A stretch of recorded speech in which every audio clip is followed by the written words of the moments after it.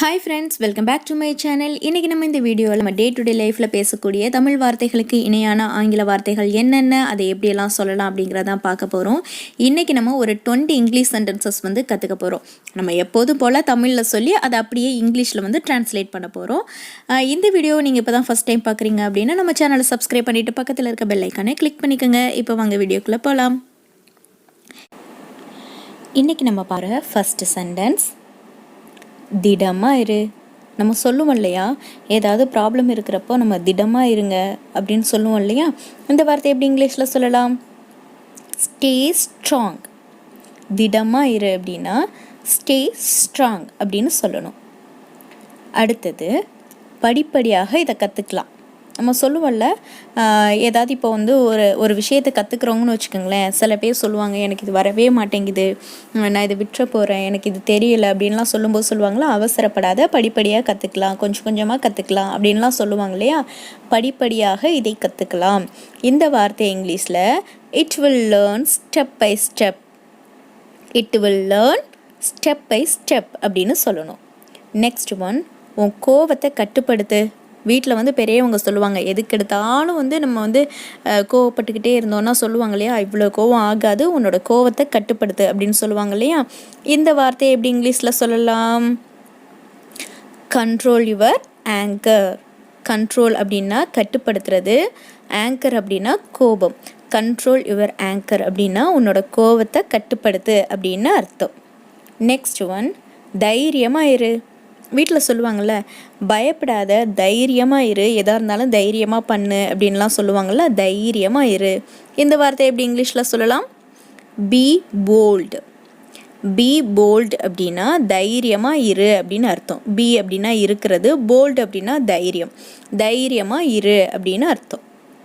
Next one, நான் இப்போ ஆங்கிலம் கற்றுக்கணும். நம்ம சொல்லுவோம்ல, நான் இப்போ ஆங்கிலம் கற்றுக்கணும்டா, எனக்கு என்ன இருந்தாலும் இப்போ இங்கிலீஷ் தெரிஞ்சே ஆகணும், ரொம்ப கஷ்டமாக இருக்குது, நான் இப்போ ஆங்கிலம் கற்றுக்கிறணும் அப்படின்னு சொல்லுவோம் இல்லையா. கற்றுக்கணும் அப்படின்னு சொல்லுவோம் இல்லையா. இதை எப்படி இங்கிலீஷில் சொல்லலாம்? ஐ have to learn English now. I have to learn English now அப்படின்னா நான் இப்போ ஆங்கிலம் கற்றுக்கணும் அப்படின்னு அர்த்தம். நெக்ஸ்ட் ஒன், நான் இப்போ படிக்கணும். நான் இப்போ படிக்கணும் அப்படின்னா ஐ ஹாவ் டு ஸ்டடி நவ்.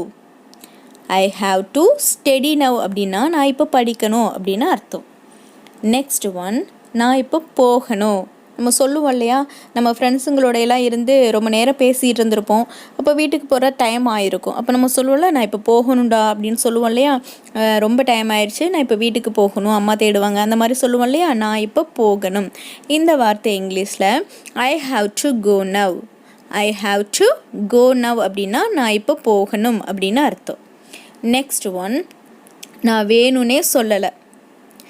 ஏதாவது ஒரு விஷயம், இப்போ நம்ம ஃப்ரெண்ட்ஸுங்களுக்குள்ளே பேசிகிட்டு இருக்கோம், ஏதாவது ஒரு வார்த்தையை கோவமாக நம்ம ஏதாவது சொல்லிட்டோன்னு வச்சுக்கோவேன், அதனால் இன்னொருத்தவங்க கஷ்டப்படுறாங்க, ஹர்ட் ஆகிட்டாங்க அப்படின்னா நம்ம சொல்லுவோம்ல, சாரி கேட்கும்போது நம்ம சொல்லுவோம்ல, நான் வேணும்னே சொல்லலை, தெரியாமல் சொல்லிட்டேன் அப்படின்ற மாதிரி சொல்லுவோம் இல்லையா.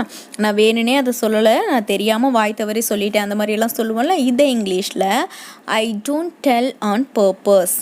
I don't tell on purpose அப்படின்னா நான் வேணும்னே சொல்லலை அப்படின்னு அர்த்தம். நெக்ஸ்ட் ஒன், அது நல்லதாக இருக்கலாம். அது நல்லதாக இருக்கலாம். இந்த வார்த்தையை எப்படி சொல்லலாம்? It might be good. It might be good அப்படின்னா அது நல்லதாக இருக்கலாம் அப்படின்னு அர்த்தம். நெக்ஸ்ட் ஒன், பயணம் எப்படி இருந்தது. இந்த வார்த்தையெல்லாம் நம்ம எங்கேயாவது ட்ராவல் பண்ணிட்டு வரும்போது நம்மக்கிட்ட கேட்பாங்க இல்லையா, போயிட்டு வந்தியே, பயணம்லாம் எப்படி இருந்தது அப்படின்னு கேட்பாங்க. இல்லைன்னா நம்ம வீட்டுக்கு யாராவது கெஸ்ட் வந்திருக்காங்க, இல்லை நம்ம யார் வீட்டுக்காவது கெஸ்ட்டாக போயிருக்கோம் அப்படின்னா கேட்பாங்கள்ல நம்மக்கிட்ட, பயணம்லாம் எப்படி இருந்தது, ஓகேவா, அந்த மாதிரி கேட்பாங்களா. பயணம் எப்படி இருந்தது.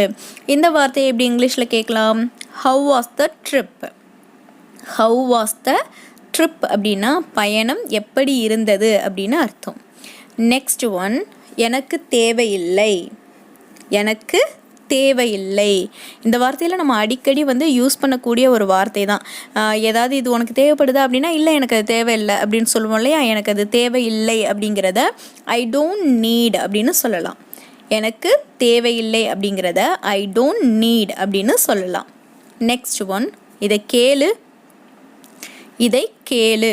வீட்டில் அதிகமாக சொல்லுவாங்க, இதை கேளேன் அப்படின்னு சொல்லுவாங்க இல்லையா, இதை கேளு, இவங்க என்ன சொல்கிறாங்கங்கிறத கேளு அப்படின்லாம் சொல்லுவாங்க இல்லையா. இதை வந்து இங்கிலீஷில் லிசன் டு திஸ். லிசன் அப்படின்னா கேட்குறது, கவனிக்கிறது. டு திஸ் அப்படின்னா இதை கேளு அப்படிங்கிறத லிசன் டு திஸ் அப்படின்னு சொல்லலாம். நெக்ஸ்ட் ஒன், பஸ்ஸு எப்போ வரும்? நம்மக்கிட்ட கேட்பாங்களே, இப்போ நம்ம பஸ் ஸ்டாண்டில் வெயிட் பண்ணிகிட்ருக்கோம். இப்போ வந்து பக்கத்தில் யாராவது வந்து இருக்கிறாங்கன்னு வச்சுக்கோங்களேன், அவங்களும் ஏதோ பஸ்ஸுக்கு வெயிட் பண்ணிகிட்ருக்காங்க. அப்போ வந்து நம்மக்கிட்ட கேட்பாங்கல்ல, பஸ் எப்போ வரும், டைம் ஆயிடுச்சுல்ல, பஸ் எப்போ வரும் அப்படின்னு நம்மக்கிட்ட கேட்பாங்கல்ல. இந்த கொஸ்டின் எப்படி கேட்கலாம்? பஸ் எப்போ வரும் அப்படிங்கிறத இங்கிலீஷில் when will the bus come, when will the bus come அப்படின்னு கேட்கணும். வென்னா எப்போ அப்படின்னு அர்த்தம்.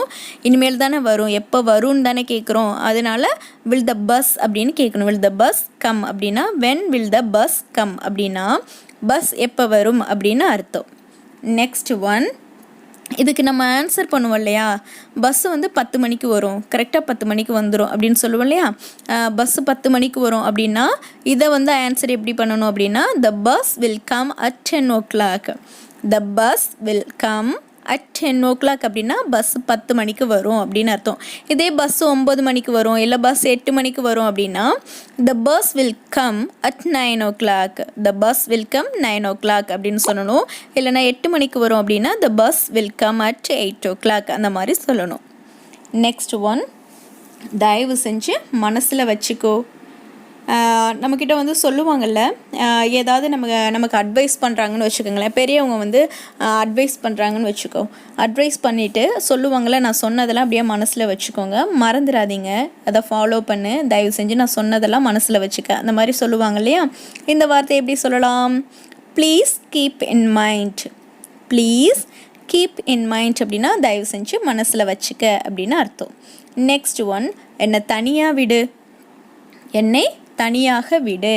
நம்ம வீட்டில எல்லாம் வந்துட்டு நம்ம ரொம்ப சேடாக இருந்தோம், அப்செட்டாக இருந்தோம் அப்படின்னா நம்ம யாரு கூடயுமே மிங்கிள் ஆக மாட்டோம் இல்லையா. அப்போ யாராவது வந்து விளையாடுறதுக்கோ இல்லை வேறு ஏதாவது ஒரு விஷயத்துக்கோ நம்மளை கூப்பிட்டாங்க அப்படின்னா நம்ம சொல்லுவோம்ல, யாராவது வந்து நம்மக்கிட்ட பேசிக்கிட்டே இருக்கும்போது சொல்லுவோம்ல, நான் ஆல்ரெடி அப்செட்டில் இருக்கேன், என்னை தனியாக விடு, அந்த மாதிரி சொல்லுவோம் இல்லையா. என்னை தனியாக விடு. இந்த வார்த்தையை எப்படி இங்கிலீஷில் சொல்லலாம்? Leave me alone. Leave me alone அப்படின்னா என்னை தனியாக விடு அப்படின்னு அர்த்தம். என்னை தனியாக விடு. நெக்ஸ்ட் ஒன், நீங்கள் அதை பார்த்தீங்களா?